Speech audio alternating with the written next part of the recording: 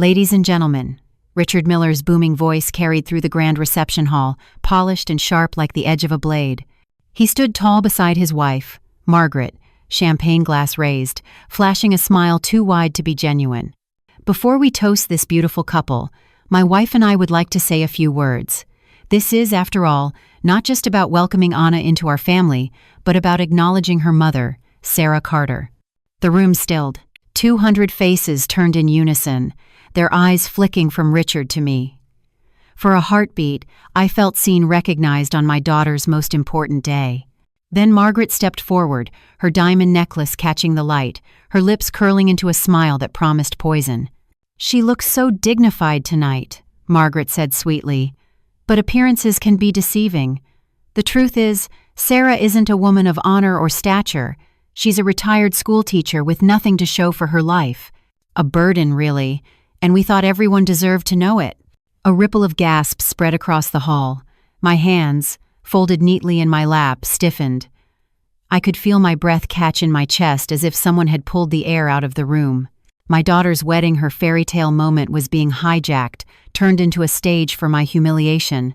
Richard chuckled, lifting his glass higher. "We only want what's best for our son, David, and our friends here must know the kind of family he's married into." The words struck me like a whip. I saw heads tilt, whispers buzzing from table to table. Some guests looked embarrassed, avoiding my gaze. Others leaned forward eagerly, hungry for scandal. My face burned, but I refused to drop my eyes. Why? Why would they do this here, in front of Anna, in front of everyone? What satisfaction could they possibly gain from tearing me down at a moment meant for joy? I glanced at my daughter. Anna's smile had vanished, her hands trembling as she clutched David's arm. Her eyes darted toward me, wide with horror, silently pleading, "Mom, please don't fall apart." Margaret wasn't finished. She took the microphone from Richard, her voice silky but sharp. "Some women spend their lives building legacies. Sara? She spent hers hiding behind chalkboards and living off scraps.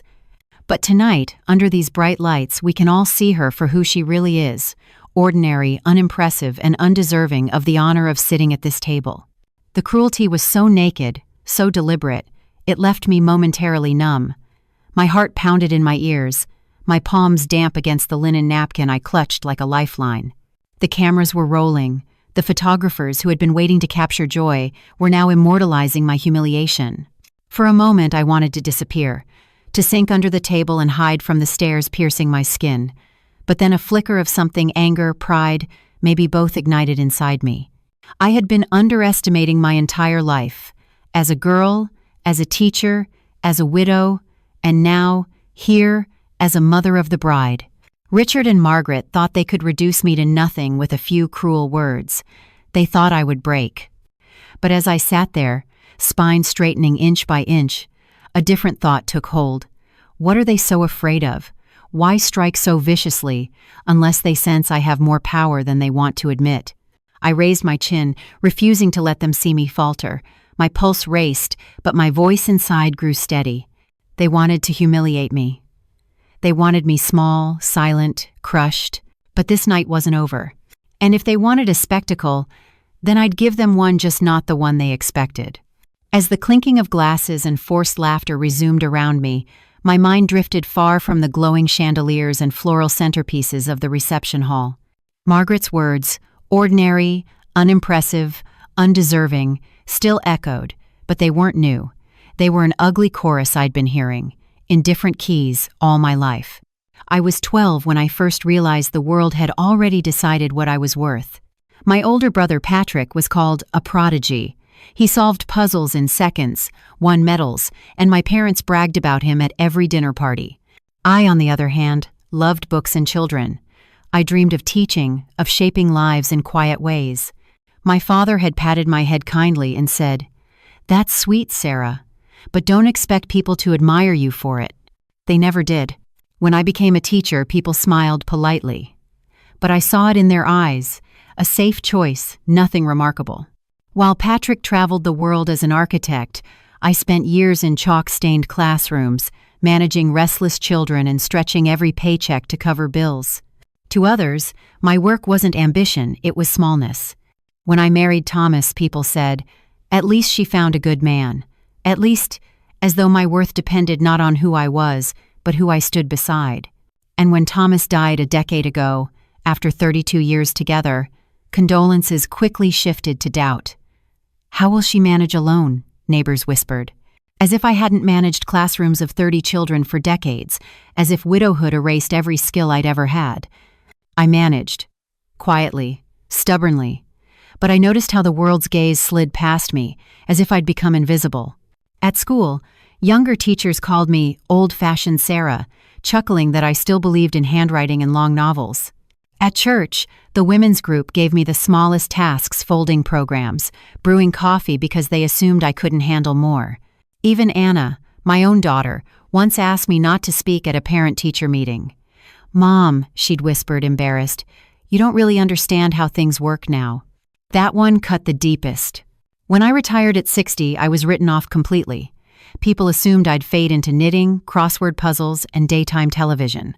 The Millers, especially, clung to that image when David and Anna announced their engagement.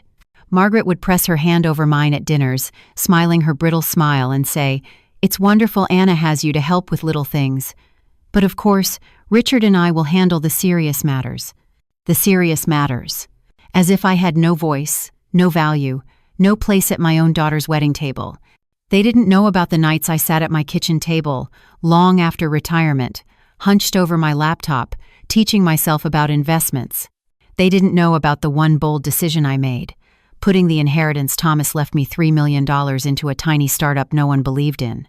They didn't know that my foolish gamble had multiplied 5 times over. But even that wasn't the point.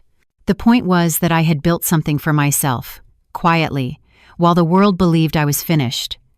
I wasn't ordinary, I wasn't irrelevant, and I wasn't going to let Margaret Miller define me with a single cruel sentence in front of 200 people.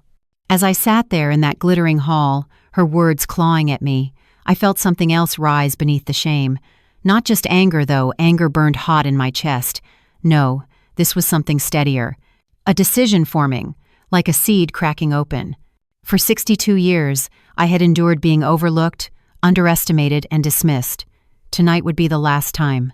I would not let my daughter's wedding end with me humiliated. If Richard and Margaret wanted a spectacle, I would give them one. Only it wouldn't be the one they scripted. I lifted my chin, straightened my back, and pressed my trembling hands flat against the tablecloth until they stilled. I could almost feel Thomas's voice in my ear, steady and calm. "You're stronger than they think, Sara. You always were." And for the first time in a long time, I believed it. The music swelled, soft violins weaving through the air, and the chatter of 200 guests rose like waves crashing against the walls of the hall. I sat at the table, hands folded neatly, forcing a smile whenever eyes landed on me. Inside, though, my stomach twisted into knots. Richard and Margaret's attack still burned in my ears, every word replaying as though carved into my skin.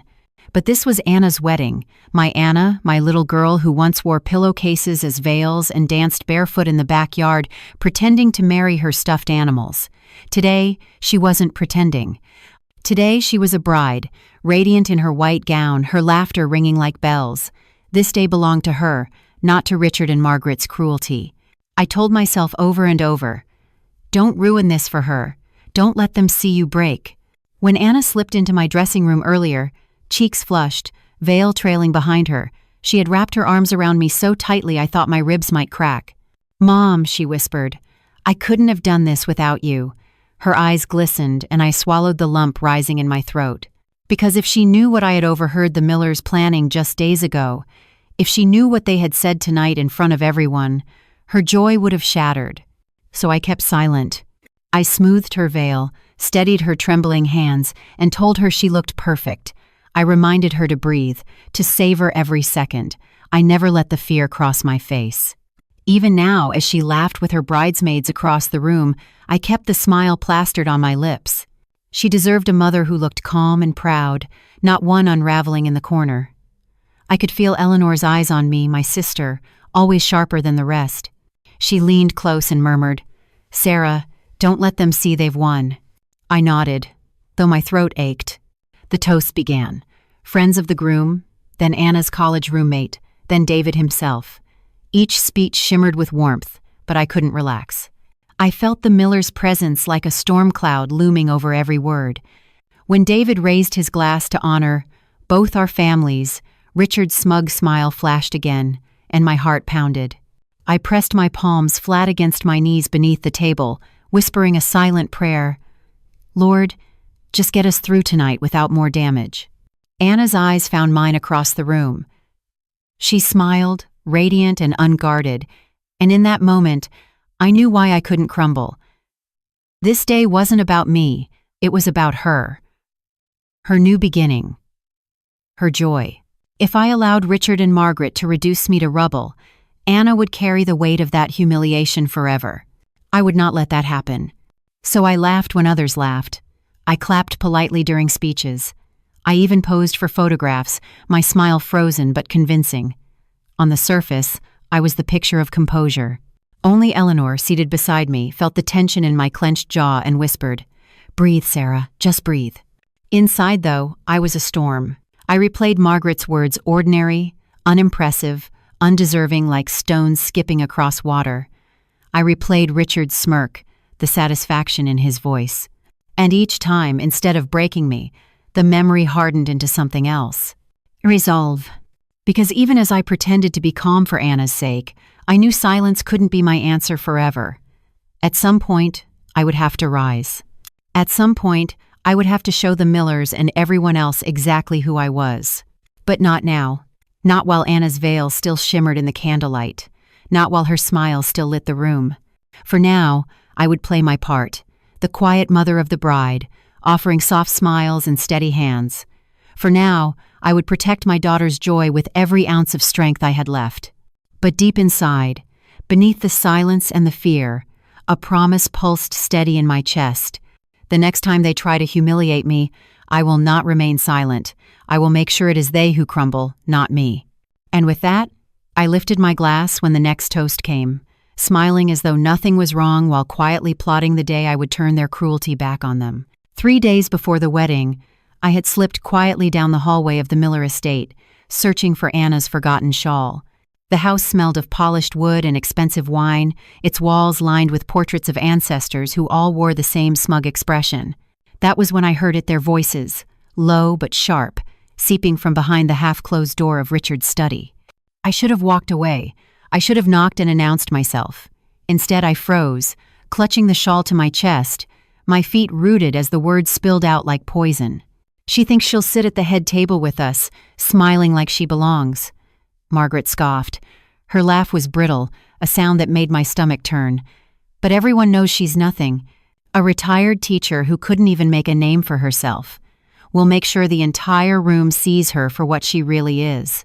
Richard's voice followed, steady and cold. Exactly. Appearances matter, Margaret. And our son is stepping into a higher circle now. We can't let his wife's family drag us down. The Carter woman needs to be corrected. Humiliated, Margaret corrected with relish. Let's call it what it is. I pressed myself against the wall, the shawl trembling in my grip. My ears strained as they laid out their plan with the precision of generals preparing for battle. First, the slideshow. While Anna and David thought it would be a montage of childhood photos, Richard and Margaret had arranged for the final frames to shift harsh images of me looking tired, worn, and ordinary. A photo taken at Thomas's funeral, where grief had hollowed my eyes. Another snapped secretly in the grocery store, hair pulled back, face bare, pushing a cart like any other weary widow. By the time that reel ends, Margaret sneered, she'll look like a pitiful figure clinging to dignity she never had. Richard chuckled. And then my speech will seal it. A few carefully chosen words, dripping with false praise, twisted just enough that everyone hears the insult beneath. I'll call her selfless to a fault. Someone who never reached higher than she should. The room will laugh and she won't dare protest without ruining her daughter's night. Margaret clapped her hands softly, as though applauding a performance. Perfect. And if by some chance she still holds her head high, I'll finish the job. I've prepared a little anecdote about how Anna once begged me to step in because her mother just didn't understand important matters.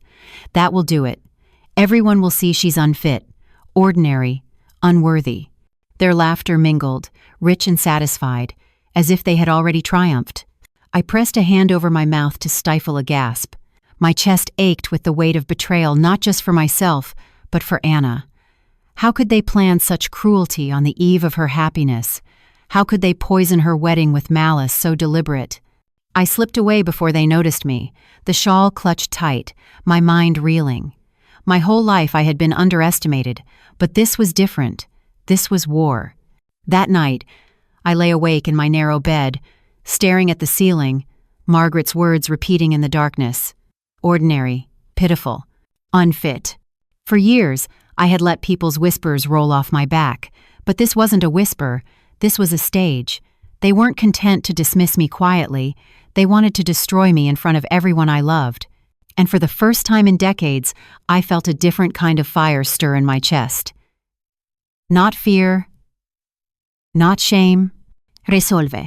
If Richard and Margaret believed I would sit silently while they dismantled me, they were wrong. If they thought I was powerless, they had forgotten one crucial truth. Underestimated women learn to fight in ways no one sees coming. I turned onto my side, closing my eyes, and whispered to the empty room, "Not this time. Not me. Not at Anna's wedding." The next morning, I called Eleanor. The morning after I overheard Richard and Margaret plotting, I sat at my kitchen table with a cold cup of coffee untouched in front of me. My hands shook as I replayed every word: pitiful, ordinary, unfit. Each syllable felt heavier than the next. I had spent decades brushing aside slights, but this one was different. This was calculated, sharpened, and designed to draw blood. I knew I couldn't face it alone. So I called Eleanor. My sister answered on the second ring, her voice steady as ever. "Sara, what's wrong?" It all spilled out then, the overheard conversation, the slideshow of humiliation, the cruel speech Richard planned. By the time I finished, my throat was raw and my eyes burned with unshed tears. There was silence on the line, a silence so deep I thought maybe I had lost her. Then Eleanor exhaled, slow and sharp. "Those vipers," she muttered. "I knew Margaret had a cruel streak, but this is theater. They want to break you in front of your daughter." "I can't let Anna's day be ruined," I whispered. My voice cracked. "If I protest, it'll look like I'm making a scene. If I stay silent, I'll be the joke of the night. What choice do I have?" Eleanor's voice hardened, the voice of a woman who had fought her own battles. "You've spent your whole life letting people underestimate you, Sara, but you don't have to anymore. You can fight back." I laughed bitterly. "Fight back? Eleanor, I'm a 62-year-old retired teacher. They're a powerful lawyer and his queen bee wife. What do I have?" "You have more than you think," she replied quickly, almost fiercely. "You have intelligence, you have dignity, and you have me. You don't need to meet them with more cruelty, you need to outsmart them." Her certainty steadied me like a hand on my shoulder. Eleanor had always been the braver one, the one who spoke up when others kept quiet. Even as a young journalist, she'd exposed corrupt politicians, earning both admiration and enemies. Now, widowed and silver-haired, she still carried that steel in her voice. "What would you have me do?" I asked, half afraid of the answer. "First," she said, "stop thinking of yourself as powerless. That's exactly what they want. Second, don't try to face them alone. Let's think this through. If they're planning a spectacle, then we'll need to be ready with one of our own." Her words made my chest tighten with both fear and possibility. A spectacle. Could I really turn their cruelty back on them? Eleanor must have sensed my hesitation, because she softened. "Sara, I know you. You've carried this family through storms. You raised Anna after Thomas died. You've survived worse than smug rich in-laws. You don't need to shout or fight dirty. You just need to let them trip over their own arrogance." For the first time since hearing Richard's voice in that study, I felt a flicker of something besides dread. Hope. I told her about Lucas, an old friend who now ran an event company. His team was handling much of the reception setup. If anyone could help, maybe it's him. "Then call him," Eleanor urged. "And Sara?" "Yes?" "You don't need to hide who you are anymore. Stop shrinking. You've built more strength than they'll ever understand. Use it." Her words landed deep. For so long I had let others define me ordinary, unremarkable, small. But sitting there, listening to my sister's unwavering belief, I wondered, what if I wasn't small at all? By the time I hung up, my coffee was stone cold, but my pulse was steady for the first time in days. I wiped my eyes, squared my shoulders, and whispered to the empty kitchen. They want a show. I'll give them one. The next number I dialed was Lucas Brown. The phone felt heavy in my hand as I scrolled through old contacts. It had been years since I last spoke to Lucas Brown. Back then, he was just a young man fresh out of college, helping me set up sound equipment for school plays when I needed an extra pair of hands. He was bright, eager, and endlessly kind. Now, I knew from Anna's wedding binder that he ran one of the most successful event companies in the state. When he answered, his voice was warmer than I remembered. Sara Carter? I don't believe it. How long has it been? Too long, I admitted, forcing a smile I knew he couldn't see. I'm sorry to call you like this, Lucas, but I need your help. And it's not about flower arrangements or the lighting schedule. It's something bigger. He didn't hesitate. Tell me what you need. So I told him. I described what I had overheard in Richard's study, the slideshow twisted into a weapon, Richard's cutting speech, Margaret's cruel anecdote. As I spoke, my voice trembled, but Lucas listened without interrupting. When I finished, there was a pause, and then a low whistle. They actually said all that? He asked. Every word. Unbelievable, he muttered, but not surprising. I've seen people like them try to use events as their personal stage before. They think power makes them untouchable. My hands tightened around the phone. I can't let them destroy Anna's wedding. I can't sit there and watch them strip me of dignity in front of everyone. But I also can't storm out or make a scene. What choice do I have? There was a beat of silence before Lucas's voice grew firmer. You do have a choice, Sara. You fight them with their own weapons. If they want spectacle, we give them one, but on your terms. A nervous laugh escaped me. Lucas, I'm a retired teacher, not a strategist. How would I even begin? Leave the logistics to me, he said confidently. You just tell me what truth you want people to see, and I'll make sure it's the truth that plays across those screens. The idea sent a chill down my spine. For so long, I had kept my life private. Even the biggest decision I ever made, investing Thomas's inheritance into that little startup that had now grown into a company worth $15 million. No one, not even Anna, knew. It had been my quiet rebellion, my proof to myself that I wasn't as small as the world believed. But maybe, for once, it was time to stop hiding. Lucas, I said slowly, I don't just want to stop them. I want people to know I'm not who they think I am. I want to show them the truth. He caught my meaning immediately. Then we'll rewrite their slideshow. No pitiful images, no staged humiliation. Instead, we'll show your story. Your classroom full of children, the community events you led, the startup you believed in before anyone else. We'll build a narrative they can't twist, because it will be undeniable. My chest tightened, both terrified and thrilled.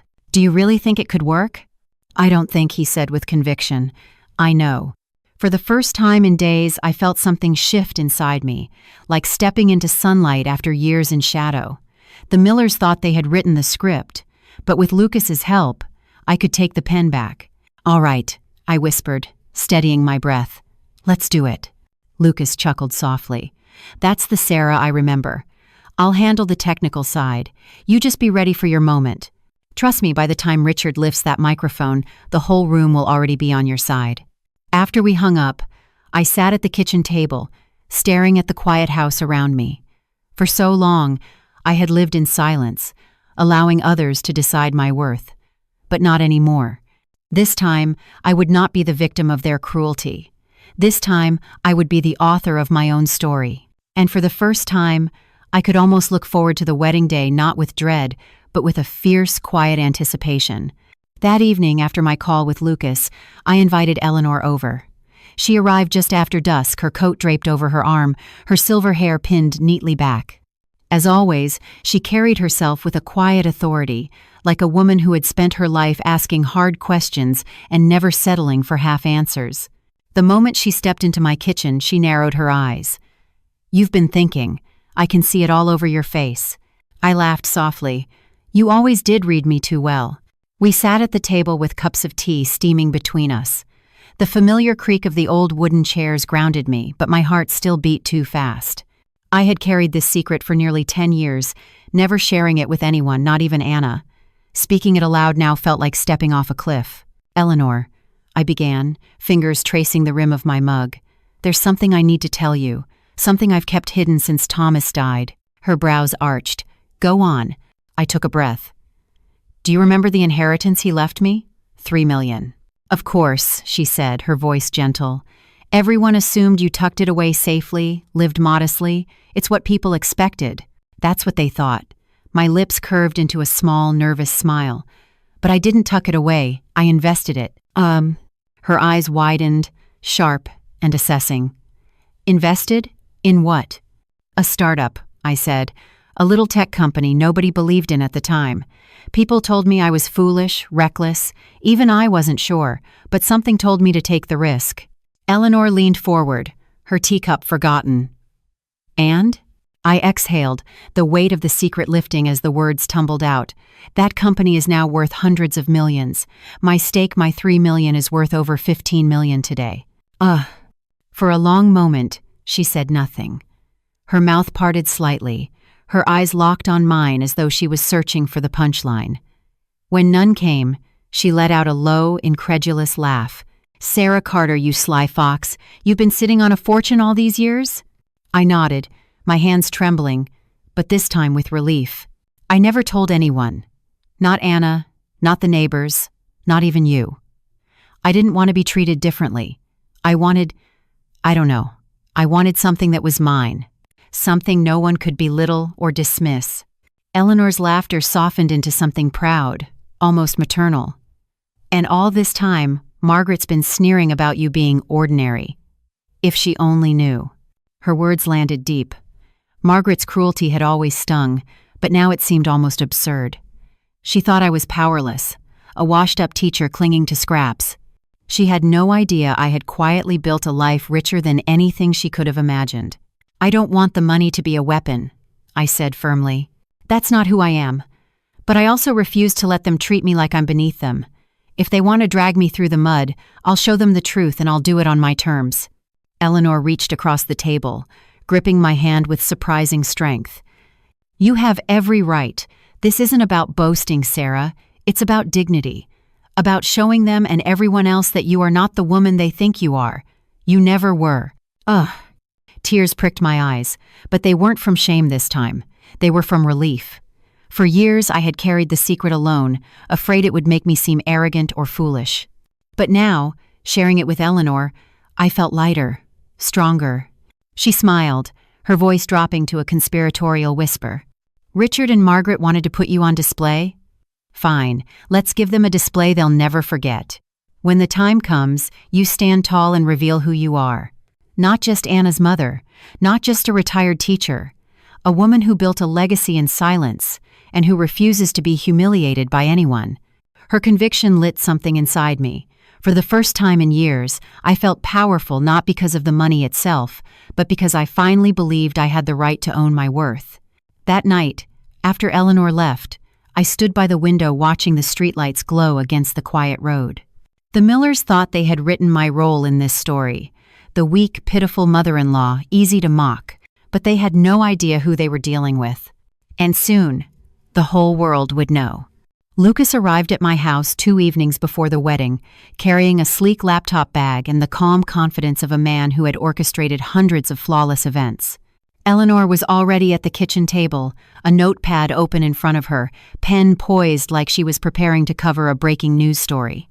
I poured coffee for everyone, though my hands trembled just slightly as I set the mugs down. For days, I had carried the weight of Richard and Margaret's plot like a stone in my chest. Tonight, I was handing it over not to escape it, but to turn it into ammunition. "All right," Lucas said, flipping open his laptop. "Let's start with what we know. They've prepared a slideshow and a speech meant to humiliate you. That means they're relying on technology and timing.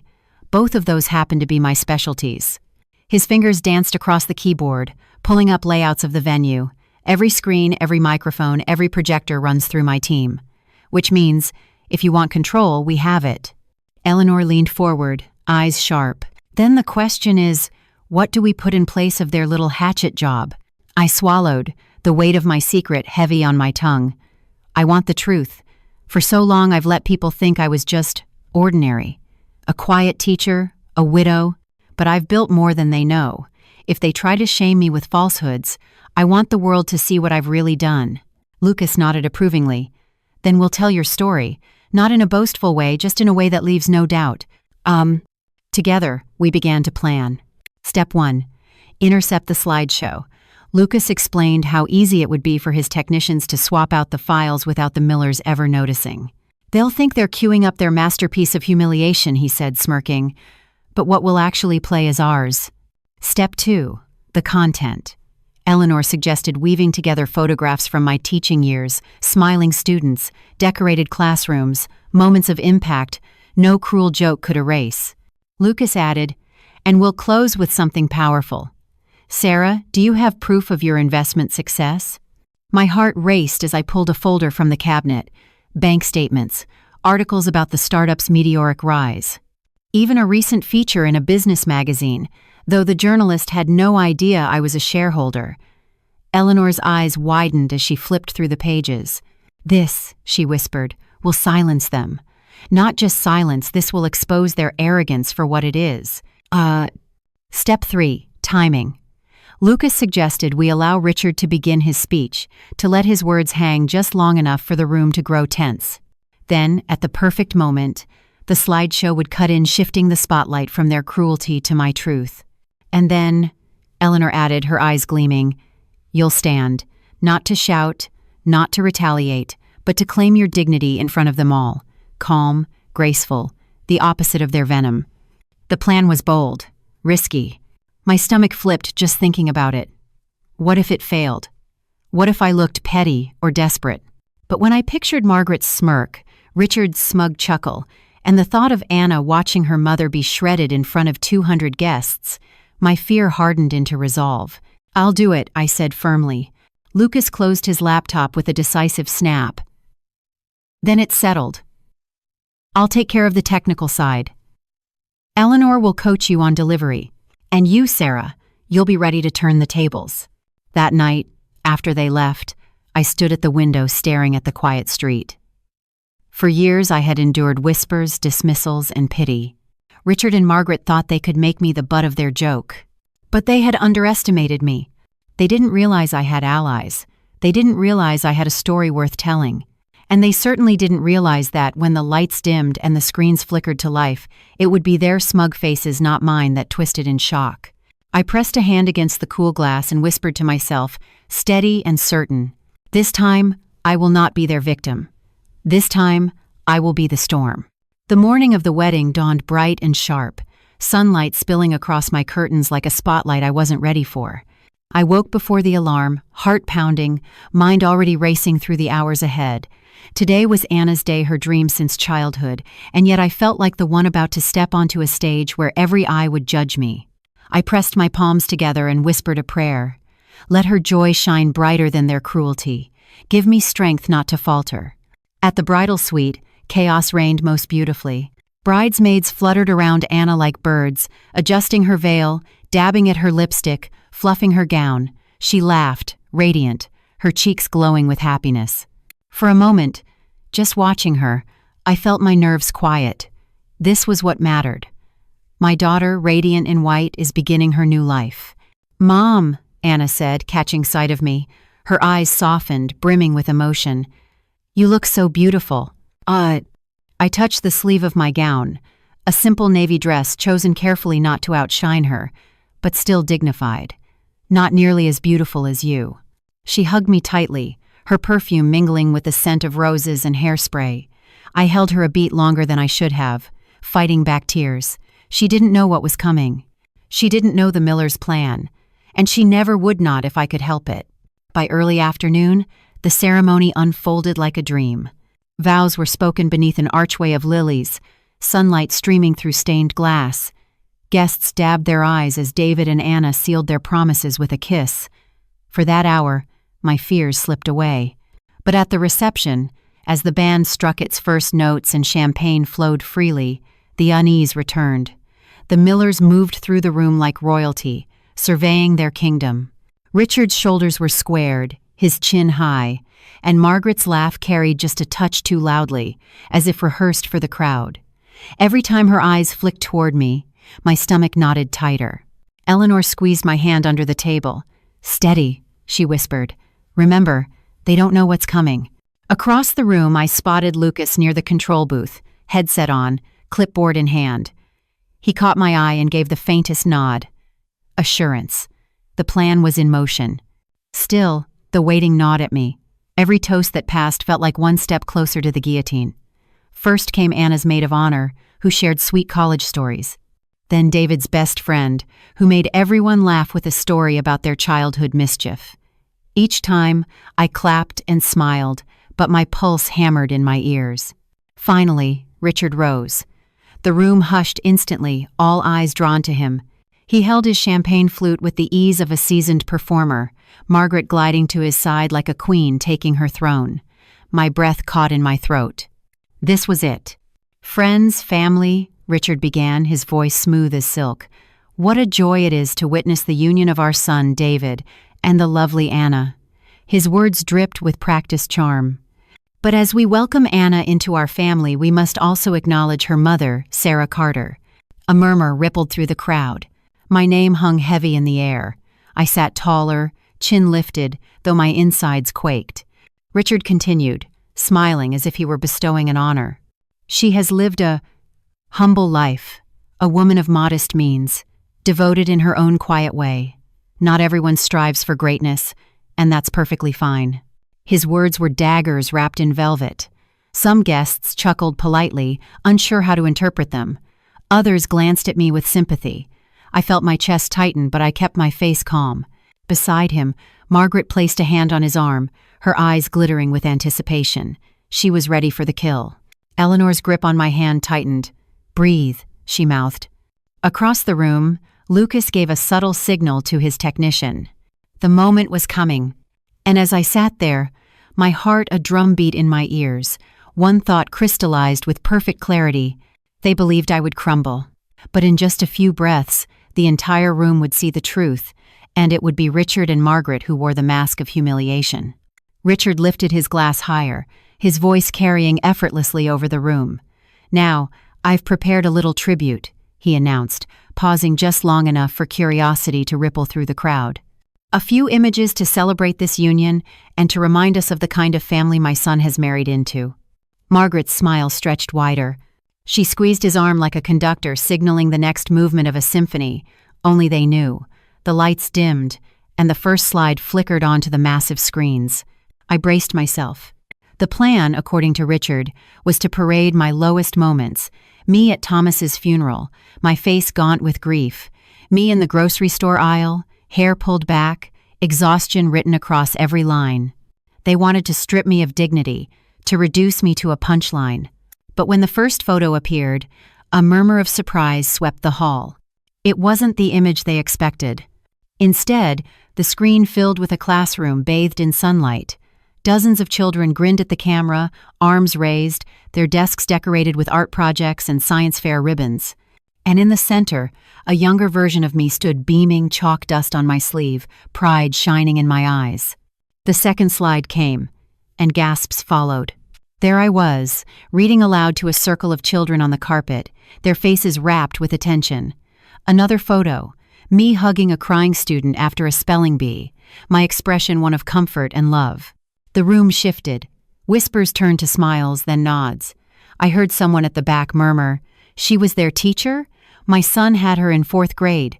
Richard stiffened, his jaw tightening. Margaret blinked rapidly, her confident smirk faltering. The slideshow continued, now rolling through years of service I had given quietly, unseen. Organizing community food drives, speaking at literacy events, mentoring young teachers. Then, the crescendo and article headline projected in bold, "Local startup valued at $300 million early investor reaps millions." My name was highlighted, proof undeniable. The room erupted. Gasps, cheers, astonished laughter. Cameras clicked furiously. People turned toward me, their expressions transformed, no longer pitying, no longer dismissive, but wide-eyed with respect. I sat straighter, the trembling in my hands finally still. Richard cleared his throat, fumbling for composure. Yes, he stammered. Clearly someone has tampered with. But his words were drowned out by applause. Guests rose from their seats, clapping, some even whistling. The tide had turned, swift and merciless. Margaret's face flushed crimson. She reached for the microphone, her voice shrill. This isn't what we prepared. It's a mistake." "No mistake," Lucas's calm voice carried from the booth, though only I could see his satisfied grin. Eleanor leaned close, whispering, "Stand, Sara. This is your moment." My knees wobbled as I rose, but strength steadied me. The applause softened into an expectant hush. Hundreds of eyes bore into me, not with judgment now, but anticipation. I drew a breath, letting the silence stretch, and then spoke clearly, my voice stronger than I felt inside. "For years," I said, "I have been called ordinary, dismissed as nothing more than a teacher, a widow, a woman past her prime, but teaching children, shaping lives that was never ordinary, and taking risks, believing in something when no one else did that was never ordinary either." The crowd listened intently. I lifted my chin higher. Tonight was meant to humiliate me, but the truth is, I don't need to prove myself to anyone in this room. I stand here proud, not because of money, not because of titles, but because I refuse to let others define me. Applause thundered again, this time louder, filling every corner of the hall. Richard's face was pale, Margaret's lips pressed into a thin, furious line. The spectacle they planned had flipped completely, and now it was they who looked foolish, exposed. I sat down slowly, my heart still racing but my spirit soaring. Eleanor squeezed my hand so tightly it almost hurt, whispering, "You did it." And for the first time that evening, I allowed myself a small, triumphant smile. The applause still echoed when Margaret snatched the microphone from Richard's trembling hand. Her face burned crimson, her pearls rattling against her collarbone as she struggled to steady herself. This is ridiculous," she shouted, her voice pitched too high, cracking with panic. "You're all being misled. This slideshow is a trick, nothing more. Sara Carter is not the woman you think she is." The room quieted, but not in her favor. Guests shifted uneasily, exchanging skeptical glances. Eleanor leaned closer to me, murmuring, "Watch her. She's unraveling." Margaret's hands trembled as she gripped the microphone tighter. "You all need to understand," she pressed on. "She is nothing, a retired schoolteacher, clinging to scraps of luck. My son and daughter deserve better than to be tied to someone so pitiful." Gasps rippled through the hall. The insult, so naked and venomous, landed wrong. It wasn't witty, it wasn't polished, it was cruel, and everyone heard it. Someone near the back muttered loudly, "That's uncalled for." Another voice, firmer, "She raised the bride, didn't she? Seems like she did a damn good job." The tide of the room shifted again, but Margaret either didn't notice or couldn't stop herself. Her desperation poured out like water from a cracked dam. "She pretends to be dignified, but she's a fraud," Margaret cried. "That startup story, it can't possibly be true. She's lying, she's—" Lucas, cool as ever at the control booth, clicked a key. The screens behind her flickered once more. This time, they displayed an article headline in bold letters. "Investors reap millions in breakout tech company." Below it, a highlight circled my name in bright red. Besides, it is a bank document, clearly showing my stake. The crowd gasped louder this time, followed by a smattering of applause. Margaret whipped around, her face frozen in horror. "No," she stammered, this can't be." But the evidence was undeniable. The room that once might have laughed at me now buzzed with admiration, and Margaret was left clawing at air. Eleanor whispered, her voice like steel, "She just buried herself." Margaret turned back to the crowd, her mask shattered. "Don't you see? This is all part of her little scheme. She's trying to make me and Richard look like villains." But the words only made her sound paranoid. Guests began shaking their heads, whispering to one another. A woman from Margaret's own social circle leaned to her friend and hissed, "Can you believe this?" At her son's wedding, no less. The final blow came not from me, but from Anna. My daughter stood abruptly, her veil swishing, her cheeks flushed. "Enough!" Anna's voice rang out, trembling but strong. "This is supposed to be my wedding day, and you," she pointed at Margaret, her eyes blazing, "have done nothing but try to humiliate my mother, the woman who raised me, sacrificed for me, and taught me everything about strength. If you can't respect her, then you don't respect me." The room went silent, every head swiveling toward Margaret. Margaret opened her mouth to retort, but no words came. For the first time, she looked small, diminished, cornered by the truth and the weight of her own venom. Richard reached for her arm, but she shook him off, her lips pressed into a furious line. Slowly, the applause began again. Not for her, but for Anna and for me. It swelled, rolling through the room like thunder, drowning out Margaret's sputtering protests. I sat there, my heart pounding, tears pricking the corners of my eyes. Not tears of shame this time, but of pride. Pride in my daughter, pride in myself, pride in finally refusing to bow to cruelty. Margaret stumbled back from the microphone, her face ashen.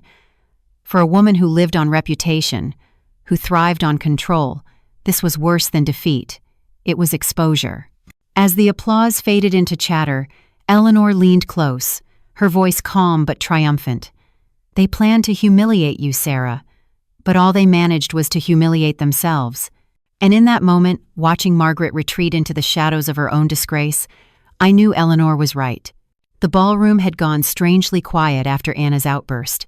Margaret stood frozen, her cheeks blotched crimson, while Richard's hand hovered awkwardly at her elbow, unsure whether to pull her back or push her forward.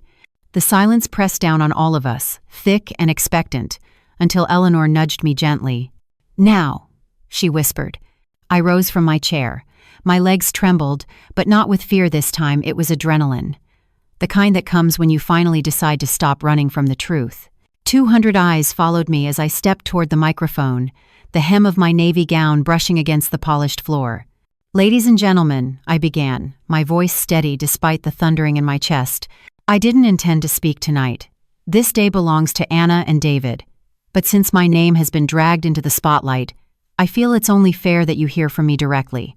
A ripple of murmurs spread, but they quieted quickly. "For most of my life," I continued, "I've been described in small words. Ordinary, simple, a school teacher, a widow. Words meant to box me in, to make me invisible." I glanced at Margaret, whose lips pressed into a hard, thin line. And tonight, those words were used again not to honor me, but to humiliate me. I paused, letting the weight of that sink in. But what those words never capture is the truth. Teaching children is not ordinary. It is planting seeds that grow for generations. Loving quietly is not simple. It is the strongest act of all. And being underestimated, well, that has been my greatest strength, because it forced me to build something no one saw coming. I signaled subtly to Lucas. The screens behind me lit up again, this time with carefully chosen images. Children I had taught now grown into adults, sending me letters of gratitude, community programs I had spearheaded, article praising my mentorship. And then, the proof of my investment, the business magazine cover, the highlighted statements. Gasps filled the room, followed by applause that began cautiously, then swelled. "Yes," I said, raising my voice above the clapping. "I invested my husband's inheritance into a startup that people laughed at. Today, that investment has grown to $15 million. But I didn't do it for wealth. I did it because I believed in something when no one else would. And that belief, quiet, stubborn belief, has carried me through every trial." The applause grew louder, punctuated by cheers. I caught Anna's gaze. Tears streamed down her cheeks, but her smile was radiant. David looked stunned, his hand tightening protectively around hers. I looked out across the sea of faces, no longer afraid. I share this not to boast, but to say this. Never let anyone tell you that you are less than you are. Never let cruelty define your story.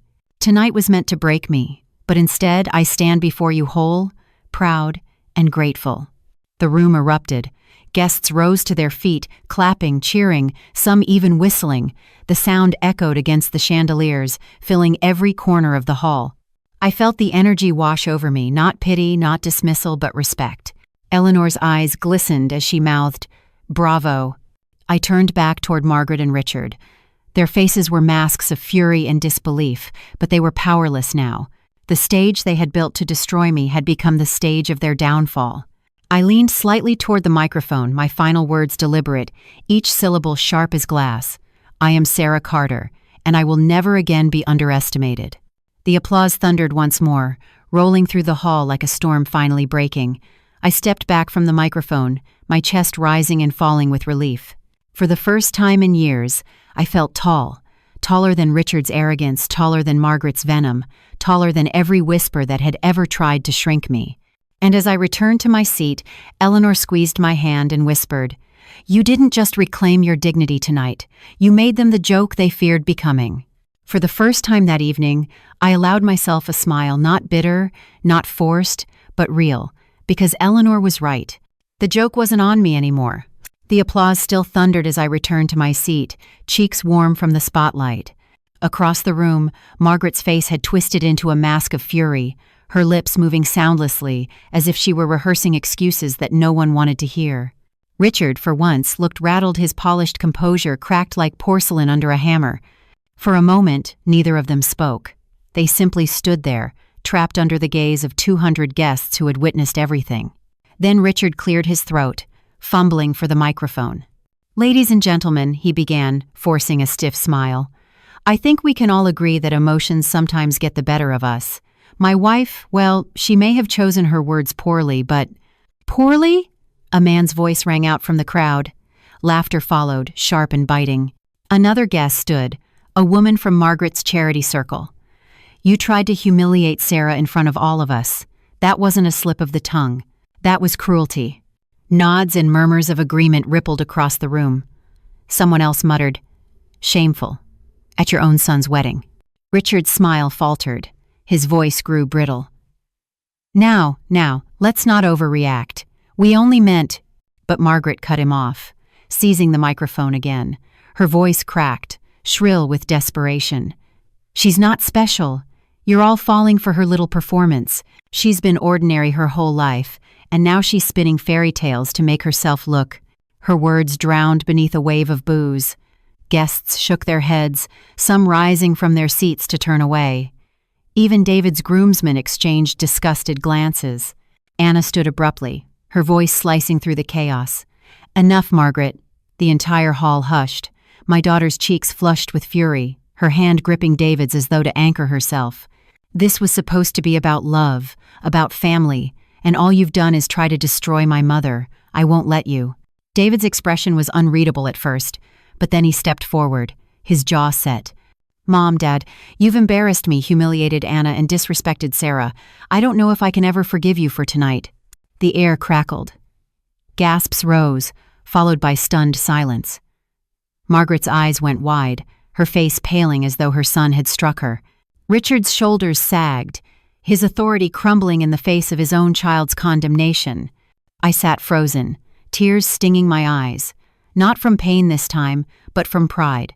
My daughter and her husband had chosen to stand with me, not against me. For years, I had feared being a burden. But in that moment, I was something else, the center of their loyalty. The guests began to murmur again, but now their words were directed at the Millers. I caught fragments. "Unbelievable behavior. So beneath them, they've ruined their own reputation." Margaret's hand shook as she set the microphone down with a clatter. For the first time all evening, she looked small, diminished, like a queen stripped of her crown. Richard placed a hand on her shoulder, but it was a hollow gesture. His own eyes darted nervously, searching for allies in a room that had already turned against them. Eleanor leaned close to me, her voice low and triumphant. "You didn't even have to destroy them, Sara. They did it themselves." She was right. The Millers had built their image on control, polish, and power. But tonight, under the glittering chandeliers, all of that had cracked. Their arrogance had backfired, their cruelty exposed. The band struck up softly in the background, as if to reset the mood. Guests returned to their seats, buzzing with whispered conversations. But the damage was done. The story of what happened tonight would spread far beyond these walls. Margaret sank into her chair, her face buried in her hands. Richard sat beside her, staring straight ahead, his jaw clenched tight. They looked nothing like the regal figures who had swept into the hall earlier, basking in attention. Now, they looked like what they truly were, a pair of bullies who had lost their audience. I let out a breath I hadn't realized I was holding. My hands finally unclenched.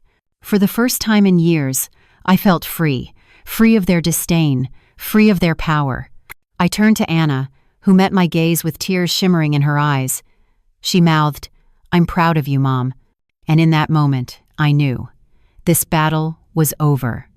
The Millers had collapsed under the weight of their own malice, and I had emerged not just unbroken but stronger than ever. The room still hummed with tension after Margaret and Richard slumped back into their seats. The guests, though polite enough to return to their meals, couldn't stop glancing our way, whispering in low voices. I felt every look, but for once, they didn't sting. They weren't looks of pity anymore. They were looks of solidarity, of quiet awe. Anna rose slowly from her chair at the head table, her veil swaying behind her. The chatter died down as if someone had flicked a switch. She moved toward me, each step deliberate, her eyes locked on mine. When she reached me, she took my hands in hers. They were trembling, though not from fear. Her grip was firm, almost desperate, as though she was afraid I might slip away. "Mom," she said, her voice shaking. "I'm sorry." Tears blurred my vision. "Sorry? For what, darling?" "For every time I made you feel small. For every time I let them." She cast a searing glance at Margaret and Richard. "Talk down to you. For the times I didn't defend you the way I should have." Her voice cracked, but she pressed on. "You've given me everything. Strength, sacrifice, love. And tonight, you gave me pride. I've never been more proud to be your daughter." My knees nearly buckled. The dam inside me broke, and tears spilled freely. For years I had feared Anna might believe the whispers that I was ordinary, that I wasn't enough.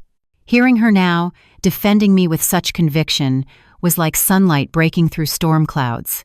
I pulled her into my arms, holding her as tightly as I had when she was a little girl afraid of the dark. "Anna," I whispered into her hair, "you've never disappointed me. Not once. You are my greatest joy." The room erupted in applause once more, but this time it wasn't for revelations or scandal.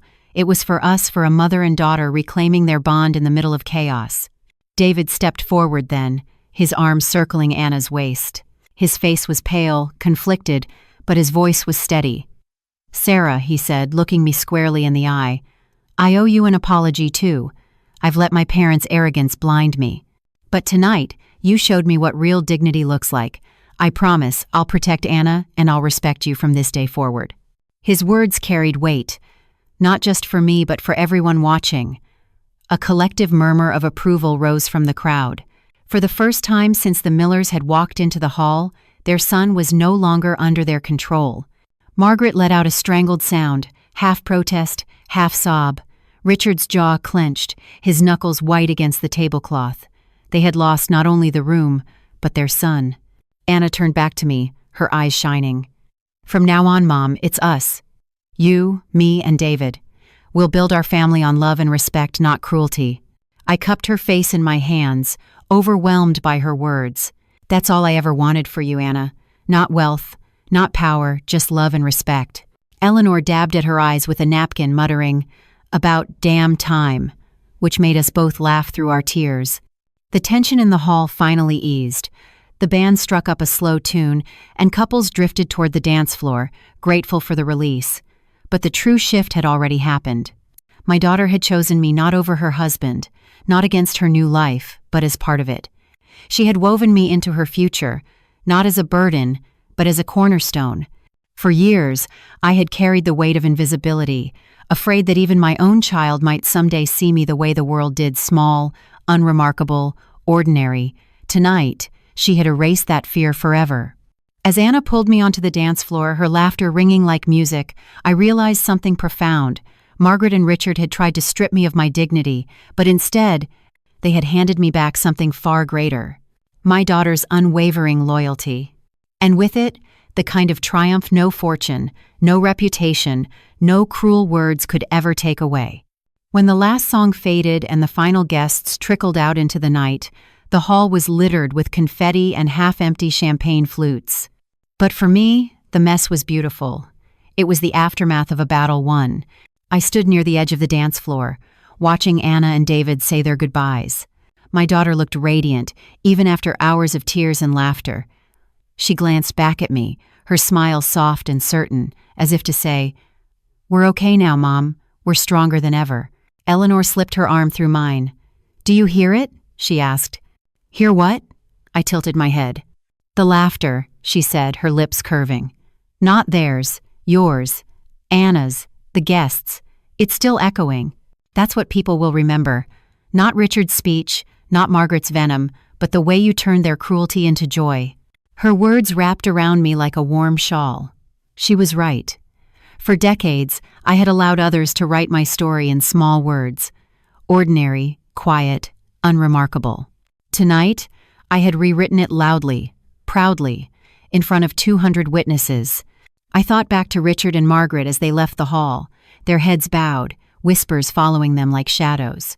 Their reign of intimidation had ended not with triumph, but with ridicule. They had become the very thing they feared most, a laughingstock. And me? I no longer felt small. I felt free. On the ride home, I watched Anna rest her head against David's shoulder, her hand clasped around his. I knew there would be challenges ahead, marriage always brings them, but I also knew she had found her strength. She had seen me stand tall, and in doing so, she had found her own voice. That was the true victory. Not the fortune, not the applause, but the bond between mother and daughter, reforged in fire and stronger than ever. Later, alone in my quiet house, I brewed myself a cup of tea and sat by the window. The street outside was silent, but inside, I could still feel the energy of the night pulsing through me. For the first time in years, I wasn't haunted by whispers of inadequacy. I was lifted by echoes of respect. I whispered into the dark, as if Thomas could hear me. They called me ordinary love. But tonight I was unforgettable. And I believed it. If this story touched your heart about a mother brave enough to stand up against humiliation, reclaim her dignity, and protect love, then hit subscribe so you won't miss more family stories filled with drama, tears, and unexpected twists. Leave a comment. If you were in Sara's place, would you have the courage to stand up? Do you think Anna's choice to side with her mother was the right decision? Every comment you share helps our community grow stronger and keeps this channel thriving. Don't forget to subscribe, like, and share to follow along with more powerful family betrayal and redemption stories.